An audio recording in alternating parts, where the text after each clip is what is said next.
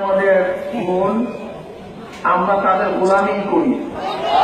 আসলে এটাই বাস্তবতা, এইটাই সত্যি কথা।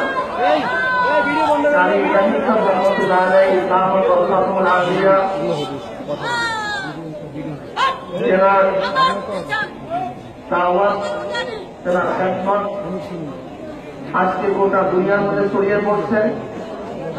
আমরা আল্লাহর কাছে দোয়া করি, আল্লাহ কিয়ামত পর্যন্ত এই খেদমত জারি রাখুন। এখানে আসার একটা উদ্দেশ্য ছিল হযরতদেরকে দাওয়াত দেওয়া, ধর্মকে দাওয়াত দেওয়া। আশিক ইসলাম দাওয়াত বরকাতুর সাথে আমার অনেক আগের থেকে অনেক বেশি মহব্বত, অনেক ভালোবাসা। হুজুরকে আমি অনেক বেশি মহব্বত করি। বড় হযরতের সাথে আমার আগে পরিচয় ছিল না। উদ্দেশ্য ছিল তার সাথে দেখা সাক্ষাৎ করা এবং পরিচয় লাভ করা। আল্লাহ আমাদের শুভ তাও হয়ে গেছে। আমি হযরতকে দাওয়াত দিছি আগামী চরমনাই মাহফিলে যেন তারা উপস্থিত থাকেন। এতে আমাদের মধ্যে উলফাত, মুসিয়াত, মুহাব্বত, ভালোবাসা বাড়বে। আপনাদের মধ্যে নিয়ে মহব্বত বাড়তে থাকবে।